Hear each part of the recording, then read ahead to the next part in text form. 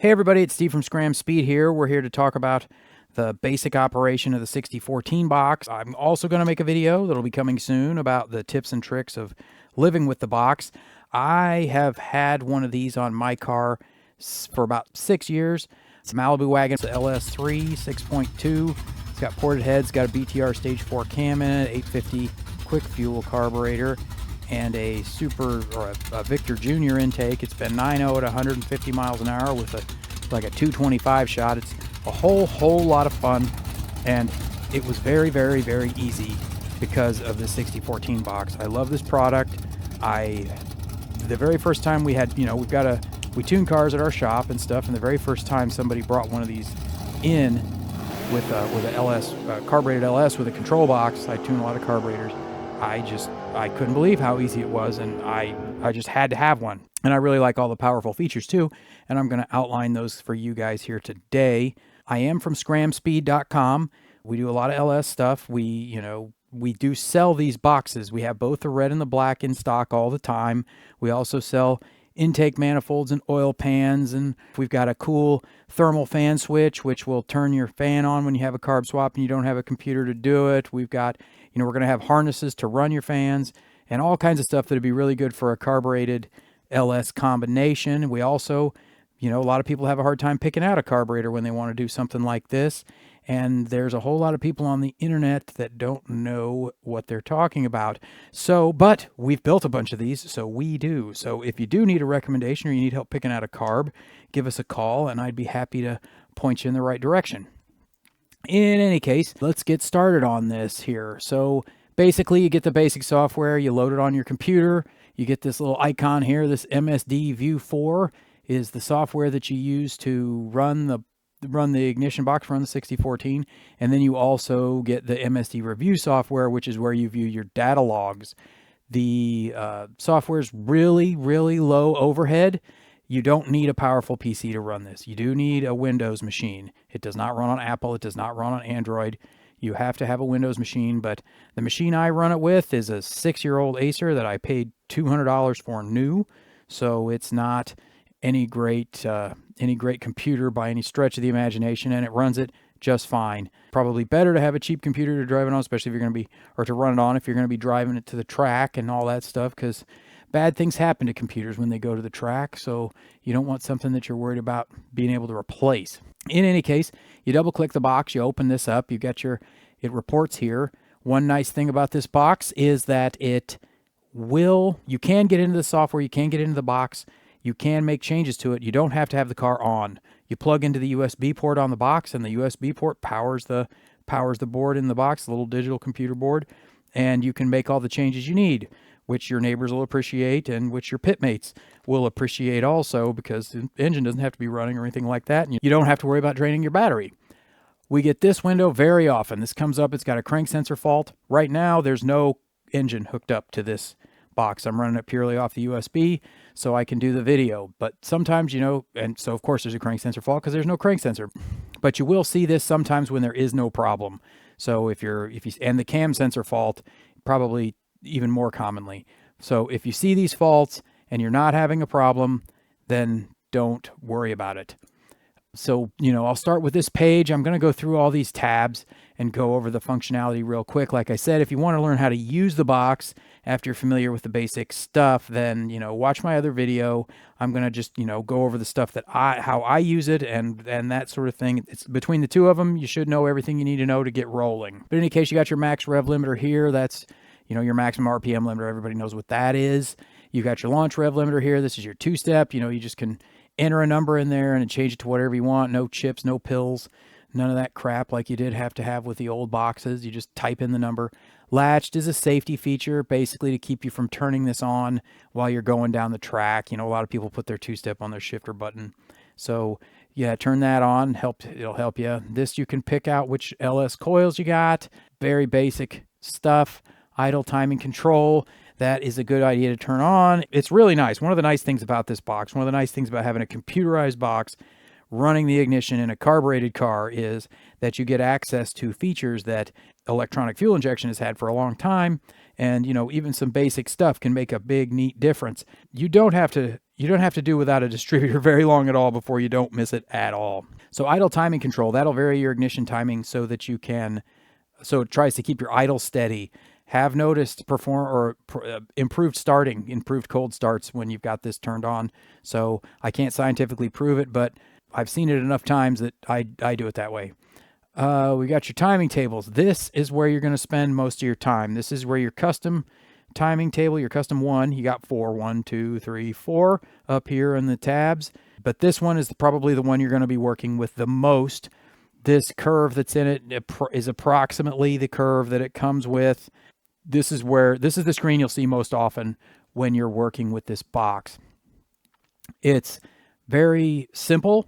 You can just drag these up and down wherever you want them to go, or you can do it manually. You just, put that back the way it was, and then you can just type in the box and hit enter.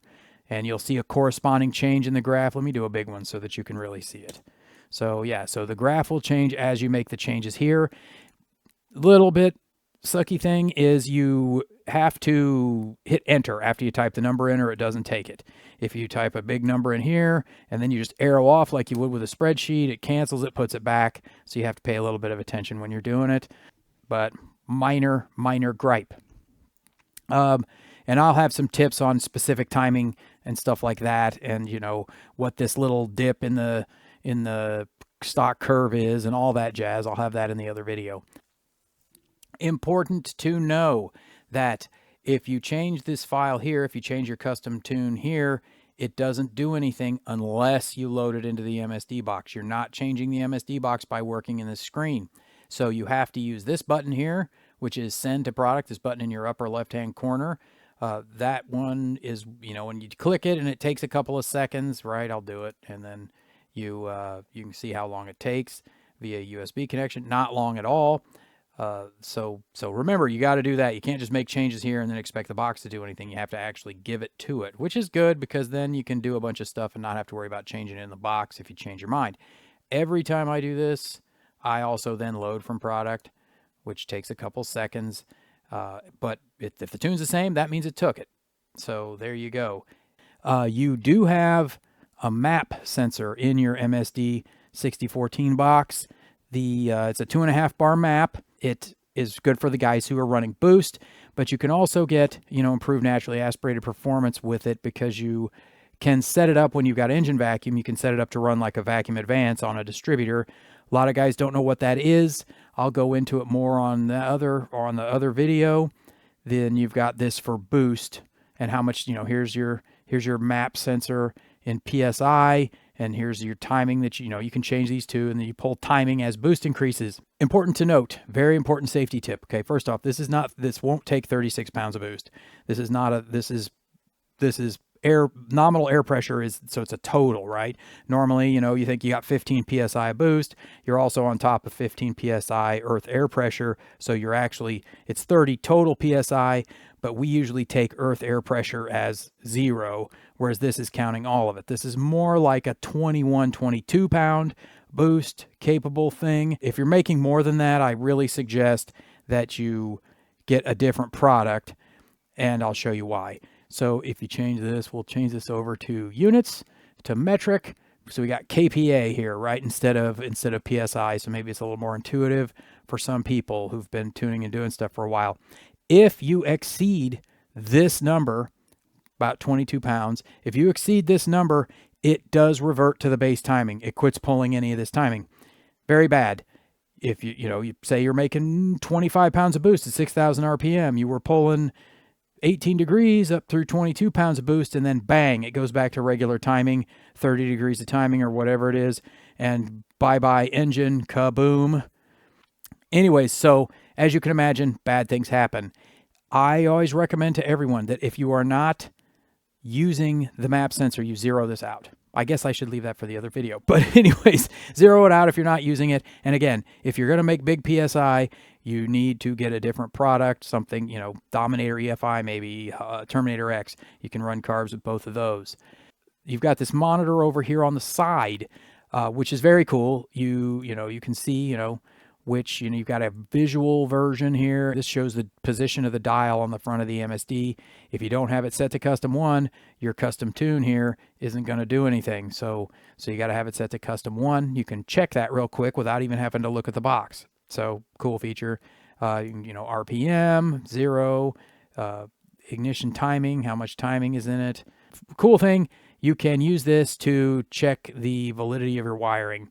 So you hit this, that's your 2-step wire. This is, you know, it's green. If you put voltage, or, you know, you turn the car on and you hit your 2-step button, this green light should turn on if you've got it wired correctly.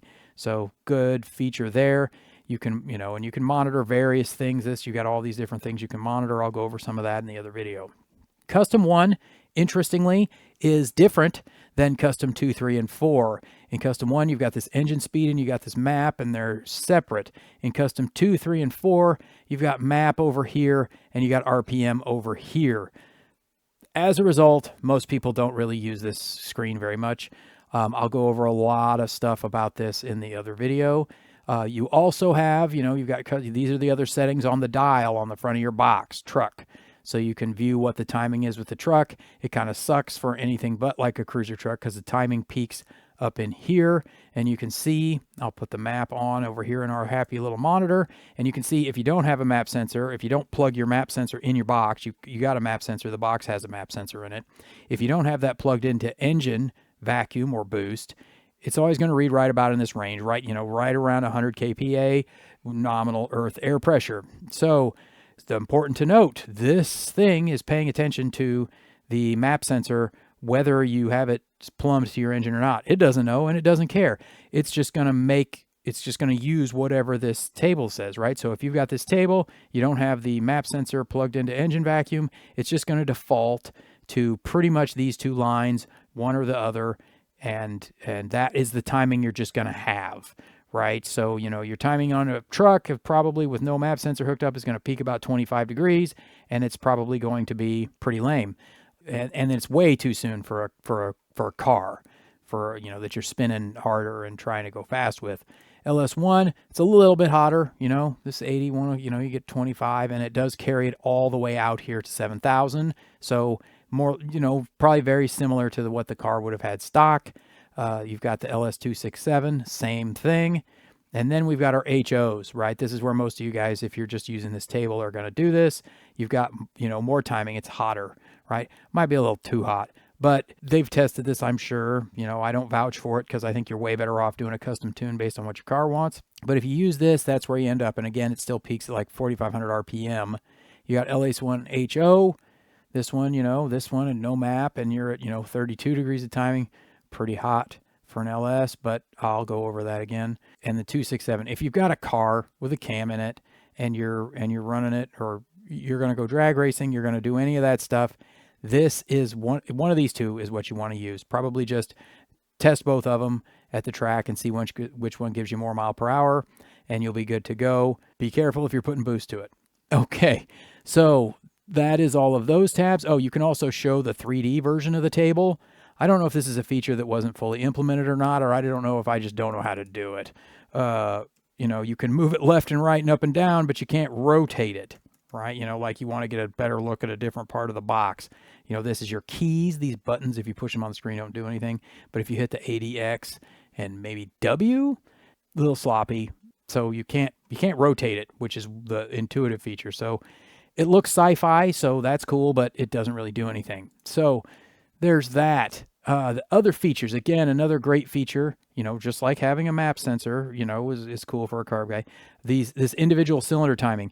This is a pretty powerful feature, really, for a box like the MSD. I mean, it's a $500 box. $500 ain't chump change, but usually you would have to get into an EFI system to get something like this. They did have implementations of it back, you know, in the analog boxes, like this MSD 6 Pro or the Digital Pro, I believe, but it was really cumbersome and kludgy to use.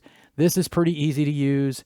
This is not a entry-level tuning feature. This, you know, feel free to ignore this if it's intimidating or what have you. There, you know, and there's not a ton of power here. There is power if you really want to go into the weeds, but mostly it's for taking a degree or two out here and there if you got one cylinder that's hotter than the other. Or one cylinder that's softer than the others, you can add a little timing and see if it perks it up. Temp sensor. You don't have a temp sensor that comes with the box. You've got a harness for one. So you can plug in a stock LS temp sensor into the side of the head, and then you can use this to make timing changes based on the engine temperature. Such uses as add timing down low to improve cold start, take timing out when the thing starts getting hot as kind of an overheat safety. Really cool feature. Very easy to use. You've got the harness that's already terminated, and you probably already have a temp sensor. So very easy to use, and it works the same way as the other tables, in that you just, you got your timing or your coolant temp over here, and you got your timing over here. And then you can also, again, you can set it to either Celsius or Fahrenheit. We're Americans, probably most of us, so we're going to set it to Fahrenheit. The step retard here, cool feature. This is what you would use like if you were turning your nitrous on, a little more than the standard box, or gives you a little more than the standard, MSD 6 does, that has 12 volts to the wire, and it'll pull timing. You have some ramps here. Very cool. Take it easy on your motor, or maybe get you out of the hole a little harder. So that's cool. More discussion later. Launch retard. This is so that you can pull timing when you let off the trans brake, which is a very cool feature. Greasy track, or perhaps a fully sanctioned unprepped surface that you might be running on. You can really use this to get a surprising amount of traction in a low traction situation. The guy with the regular carburetor and distributor deal, he's not going to have access to this, so he's going to have a harder time getting out of the hole than you will in one of those situations. Data acquisition. This is a powerful feature too. This is not anywhere near as advanced as the data acquisition or the data logging, which is what it's more commonly called, that comes with something like Terminator X or Holley EFI's, Dominator. It's a very cool feature though. Having data is a really awesome thing. It's another feature that, because of this is a computerized box, you get access to this kind of stuff. So very cool. I'll show you how that works a little bit, and I'll do that right now. So the MSD review software, as you double click it, it launches. Very basic. And then you've got this type of setup that the MSD, I guess I should go over the functions of this first. So I will. This is just set up to turn it on and off. So you've got it timeout at 60 seconds, so it doesn't just keep recording forever after it gets turned on. You got a 2,000 RPM turn off. You can change any of these numbers. So it will do either one. Whichever comes first will turn it off, and you can set it to activate with your two-step. So you don't have to worry about turning it on.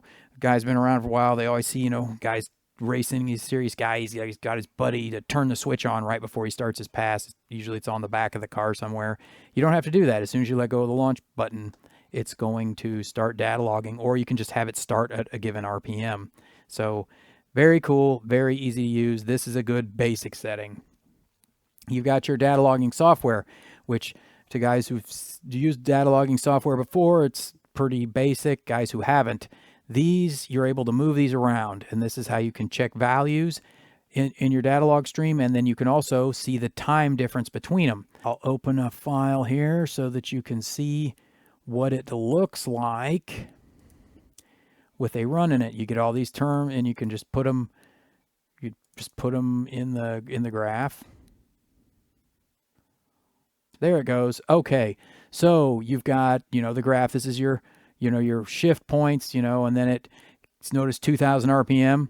So I had the default settings in the box, and then it just kept going until it fell below 2,000 RPM. It wasn't 60 seconds, as it turns off 60 seconds or 2,000 RPM. If you're making a pass and you're data logging it, and you've got an LS powered car, and it takes 60 seconds to make your pull, you're screwing up pretty bad. But anyways, so you've got that, and notice how you've got a blue and a red here. You've got the green, which tells you what parameter this little chunk is. You've got a blue and a red. The blue is the value with this blue line, and the red is the value with this red line, right? So, okay, well, where did I shift at? You move it over here, and you see that it is 7,430 RPM. So very simple. This starts when you when you get on the two-step. Actually, I'm sorry, I told you it's released. It was when you release, but it's actually when you get on it. So here's the car on the two-step. Then it launches, converter, flash, goes up to then, shift to second, shift to third, and then coast down. This is an old data log. Anyways, so that's the basic function of that. And then you can, log, you can set coolant temperature alongside it. Coolant temperature is blue, 157 here and 158 there, or 157 on the blue line, 158 on the red line. Again, very cool feature. You can dig into it. You can set up, 5 different, if this is getting too crowded for you with the features you want to log, you can just set up a new page and then bring engine speed back into it again. And notice it's a different color, a little strange, but whatever. So you can, engine speed versus boost, engine speed versus alternator, or versus, 12 volts in your system, RPM versus, you can set up 5 different tables and log whatever you want against 5 different other parameters, and makes it easy to kind of see as opposed to just putting everything on one screen. So I tried to go through this kind of quickly so I didn't bore anybody. If you have questions, if I missed something, please, leave a question in the comments, and I'll be happy to try to answer it for you. Again, if you're looking to buy one of these, please check out Scram Speed, and we're really knowledgeable when it comes to this product, so we'd be happy to help you get your project going. I will release a new video here shortly that is going to go over how to use it, and I try to, to give you the advantage of somebody who's been using it for a long time, my shortcuts, how I run my box, and all that sort of thing. So definitely stay tuned for that. If you think this kind of video might be valuable to you, we've got a new project coming in where we're going to be building a carbureted 5.3. We will go over, some carburetor tuning. We will go over, we'll have some dyno videos, and we'll try out various carbs, and we might try one of those new Edelbrock 4150 carburetors. I've been wanting to fool around with one of those for a while. So if you like carburetors and you like LS, we've got a lot to show you. So make sure you hit that like button and make sure you hit the subscribe button. If you do hit the little bell button, YouTube gets very excited about that, and that is good for us. So I would appreciate it if you did it, and then you'll get a notification whenever we release one of these new videos. Anyway, so thanks everybody for tuning in today. Let me know what you think of the video, good, bad, or otherwise, and I will see you next time. Thanks.